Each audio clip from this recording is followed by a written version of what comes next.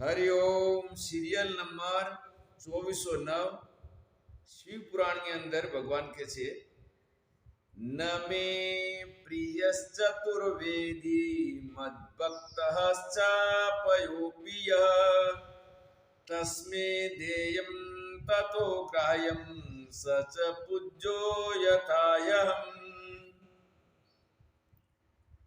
भगवान के छे चतुर्वेदी એટલે શું?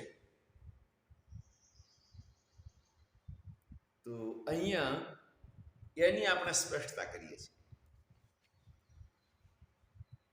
પહેલા ઋષિ મુનિઓ જે હતા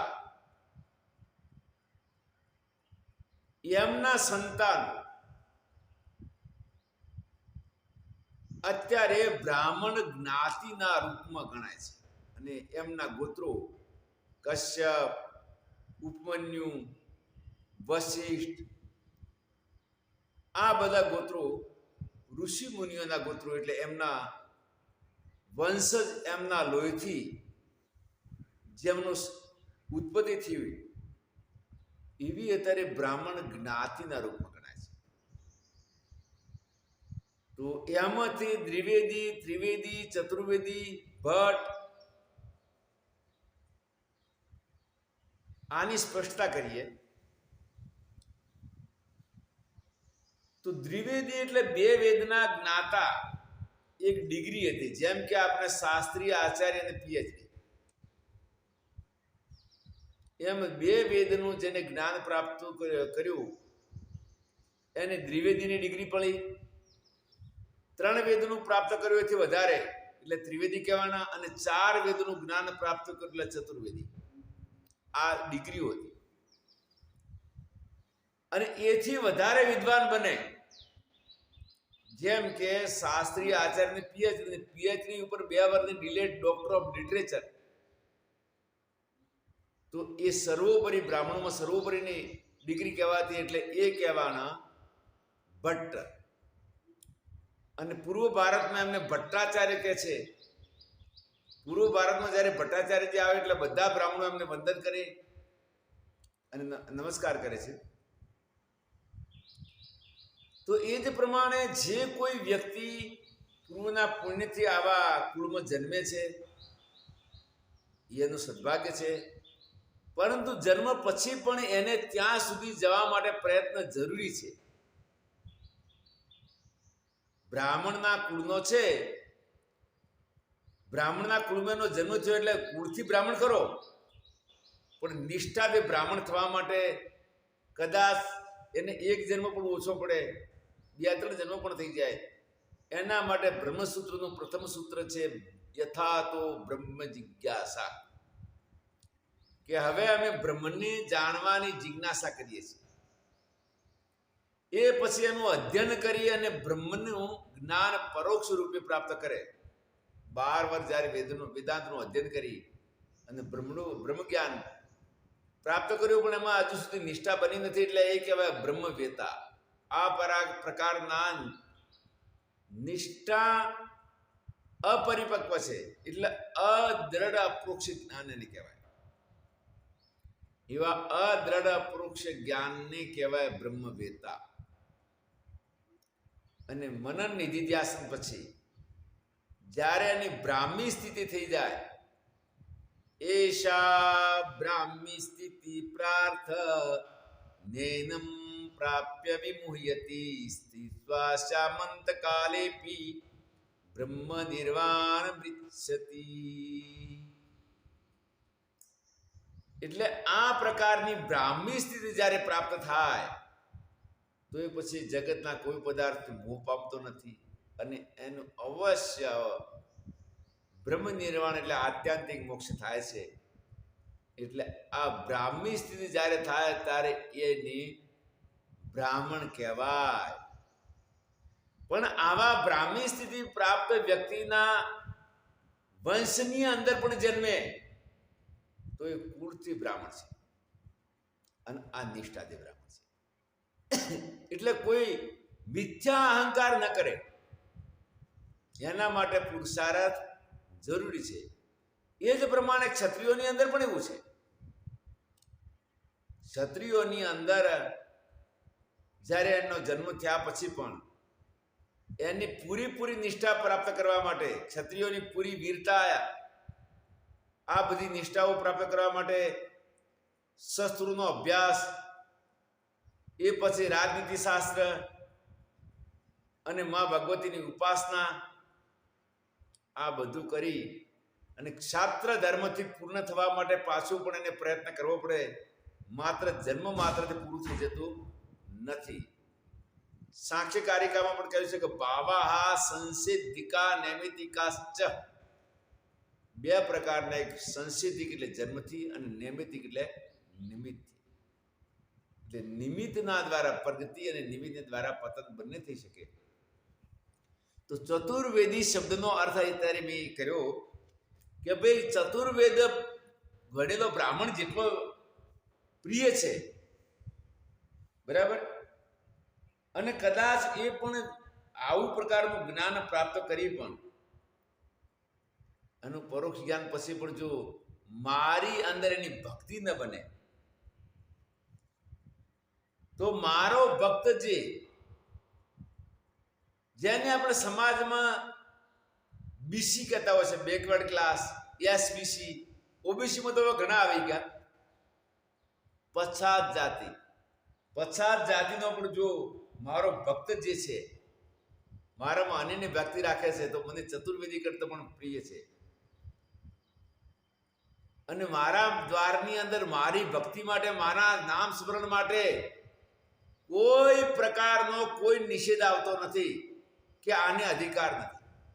માનવ માત્ર નહીં, એ પછી કોઈ પણ ધર્મનો હોય, કોઈ પણ દેશનો હોય. અને એક જગ્યાએ તો ભગવાને એટલા સુધી કીધું કે અપી ચેત દુરાચારો, દુરાચારી પણ દુરાચરણ છોડીને મારી ભક્તિમાં લાગે તો એને દુરાચારી ન ગણતા. તો આવા મારા ભક્તને તમે દાન કરજો. એટલે દાન એટલે એની આવશ્યકતા જે છે ખાસ એની પૂર્તિ કરજો. એટલે તસ્મૈ દેયમ તતો ગ્રાહ્યમ. અને એવાને તમે એક સજ્જન ને સંત ગણી અને એને સમીપમાં રાખી શકો. વળી એની પૂજન પણ કરી શકો. પૂજન એટલે આપણે જે વિધિવત ફૂલ, હાર, આરતી, એ પણ પૂજન છે. એ વિશેષ પૂજન. પૂજાનો મતલબ કે એની સેવા, એની આવશ્યકતા, એને અનુકૂળતા પ્રમાણે એની તમે સેવા કરજો. આ એનું પૂજન છે. અને ભગવાને કીધું કે જેમ મારી પૂજા કરો છો એમ એની કરજો. તો હવે આપણે અહીંયા જે અધિકાર ને અનધિકારના જૂના પ્રકરણો ચાલ્યા છે એનું અહીંયા નિરાકરણ થાય છે. હવે ભગવાનના પંચાક્ષર મંત્ર, ભગવાન શિવના પંચાક્ષર મંત્ર નમઃ શિવાય, એની મહિમા આગળના શ્લોકમાં કહે છે. Serial number 2412. અત્યંજો વાદમો વાપી મૂર્ખો વા પંડિતો પીવા પંચાક્ષર જપે નિષ્ઠો મુચ્યતે પાપ પંજરાત. અંત્યજ, અધમ અથવા અધમ, મૂર્ખ હોય કે વિદ્વાન હોય, મંત્ર એક જ છે. ચારે વ્યક્તિ, જો ચારોમાંથી કોઈ પણ વ્યક્તિ જ્યારે આને લાગી જાય તો જેમ કે લીલું લાકડું હોય અને અગ્નિનો સંયોગ થાય તો એ પણ સળગે, પણ એને થોડી વાર લાગે. શું કહું, જલ્દી સળગી જાય. પરંતુ અગ્નિ એવો છે, એને દાહકતા પ્રમાણે ભસ્મ બંનેને કરે છે. એટલે ભગવાન કે છે કે અંત્યજ. હવે અંત્યજની અંદર ઘણા લોકો આપણા હરિજન ભાઈઓના માટે આ શબ્દ વાપર્યો હતો, પણ એ ખરેખર તો યોગ્ય નથી. હવે વર્તમાનમાં અંત્યજ શબ્દ એને કે જે પોતે કોઈ કોઈ પણ કુળમાં જન્મ્યો હોય પણ એને માનવતા છોડી દીધી, એવા ક્રૂર કર્મો કર્યા. ક્રૂર કર્મો કર્યા એટલે માનવને શુભે એવા કર્મો ન કર્યા. એટલે જેમ કે એ કેવા કર્મો, જેમ કે પોતાની પત્નીની હત્યા કરી દેવી, સાથે સાથે ભ્રૂણ હત્યા પણ મોટું બહુ પાપ છે. આજે દીકરીઓની સંખ્યા ઓછી થઈ ગઈ. પહેલા આજથી હવે જો કે સરકારે એના માટે પ્રતિબંધ મૂક્યો અને સંતોએ ઘણી ધર્મસભાઓ યોજી કે હવે આ સમાજને બચાવો કેવી રીતે. ગર્ભનું પરીક્ષણ થતું અને જન્મ પહેલા જો છોકરી છે તો એને જન્મની અંદર જ ગર્ભમાં જ એને ગર્ભપાત કરીને મારી નાખવામાં આવતી. વિચાર કરો, જે દીકરી હજુ સુધી જન્મી પણ નથી અને જીવ પહેલા દિવસે પ્રગટ થઈ જતો હોય છે, તો આ ખરેખર માનવતા ન કહેવાય.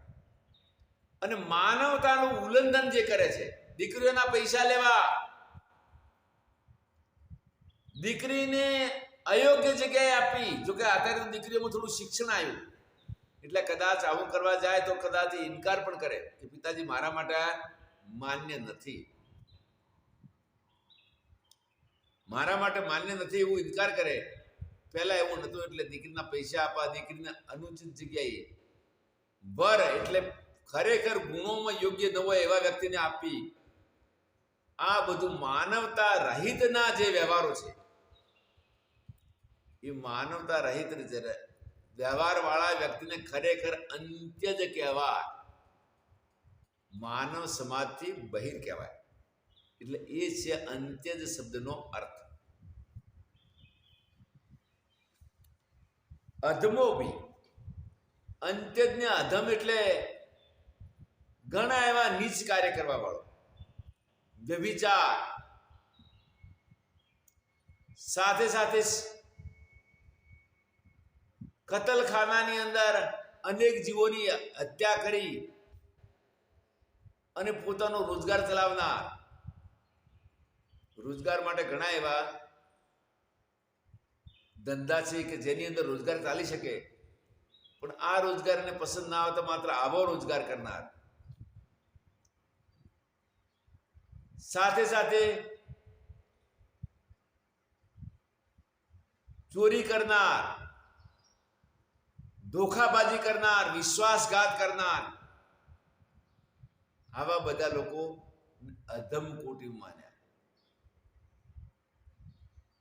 અને મૂર્ખ એટલે મંદ બુદ્ધિ. મંદ બુદ્ધિ વાળાને મૂર્ખ કીધો. પંડિત એટલે શાસ્ત્રી, વિદ્વાન, અને સાથે સાથે એની જ્ઞાન અનુસાર નિષ્ઠા પણ, એને પંડિત વિદ્વાન ગણ્યો. તો આ ચારે વ્યક્તિ પંચાક્ષર મંત્રનો જો નિરંતર જપ કરે, પંચાક્ષર મંત્રને નિરંતર જપવાથી, પાપ પિંજરાથી, એટલે બધા પાપોથી મુક્ત થઈ અને બ્રહ્મ નિર્વાણ મોક્ષ પામે છે.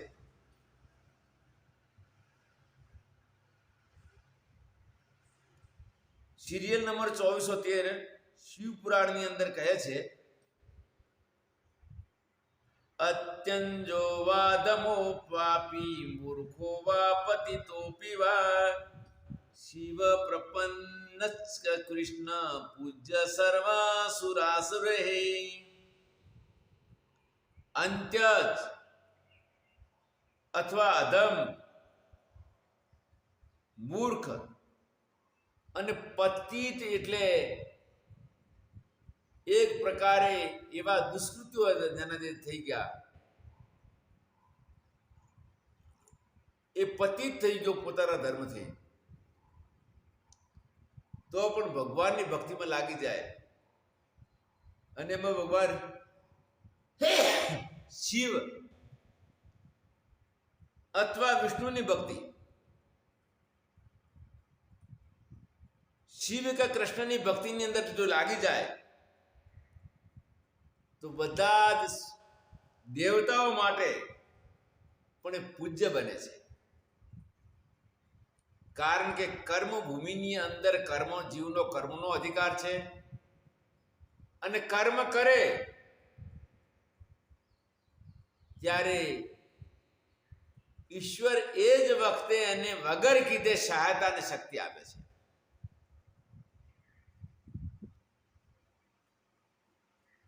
કેમ કે પરમાત્મા ન્યાયકારી છે,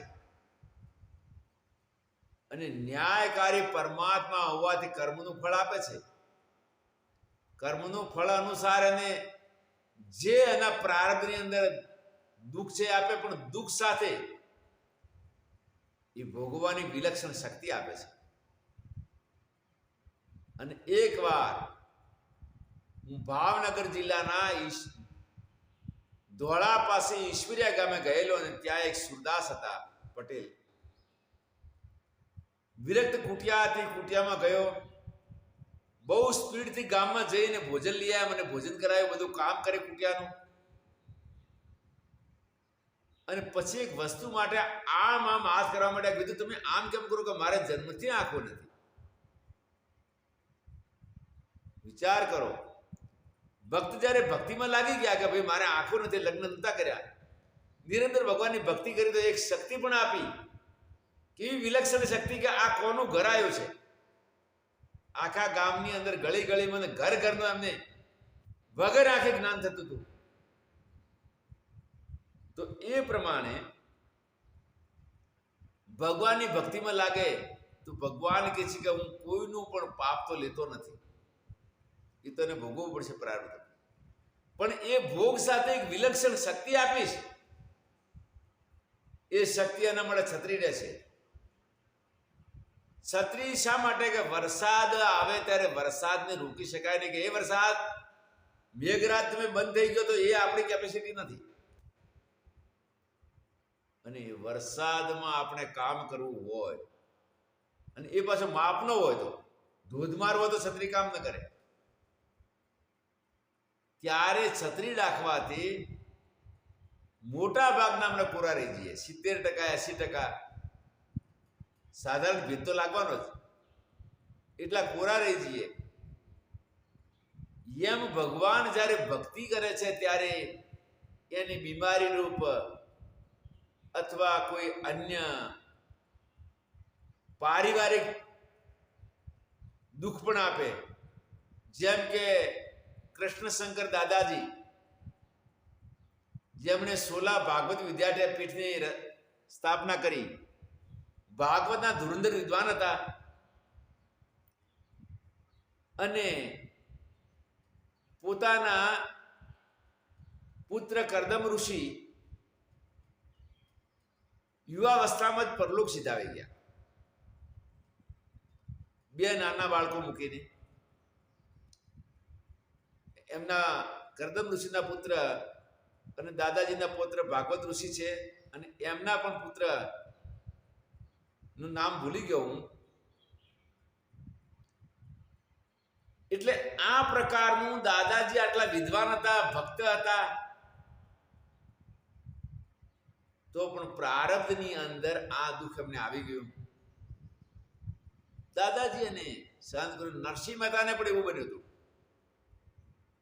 યુવાન પુત્ર લગ્ન પછી તરત જ પરલોક સિધાવી જાય છે. ત્યારે મહેતાજી કહે છે ભજનમાં,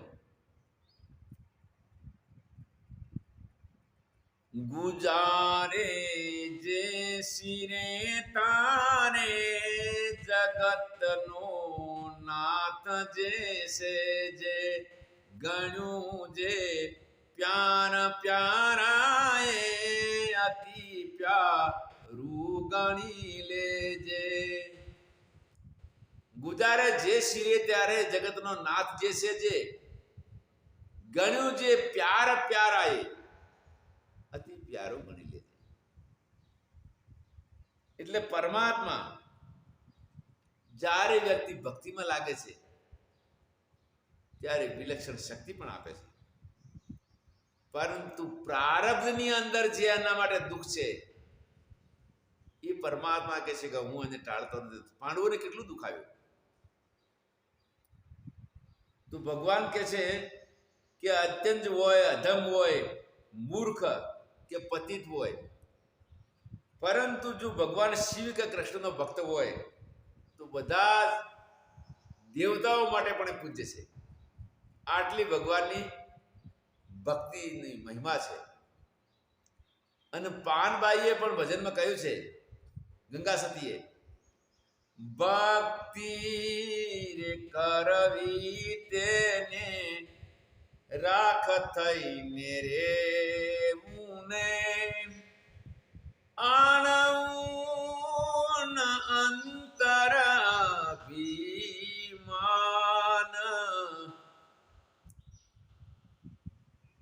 તો આ પ્રકારે ભગવાનની ભક્તિમાં જ્યારે જ કોઈ લાગે તો એને પછી એનું કિસ્મત ખુલી ગયું. અને કિસ્મત ખુલવાથી એને પોતાના આત્મકલ્યાણની સીડી પકડી લીધી. એ પ્રકારે ભગવાનની ભક્તિ માટે કોઈ જ જાતિ વિશેષનો વિશેષ અધિકાર બતાવ્યો નથી. નામ, કીર્તન, ભક્તિ, જપ આ બધામાં સર્વ જાતિનો, બધા દેશના, બધા ધર્મના લોકોનો સમાન અધિકાર આ શ્લોકની અંદર શિવ પુરાણની ઉત્તર ભાગ વાયવ્ય સંહિતામાં ભગવાન શિવ સ્વયં કહે છે.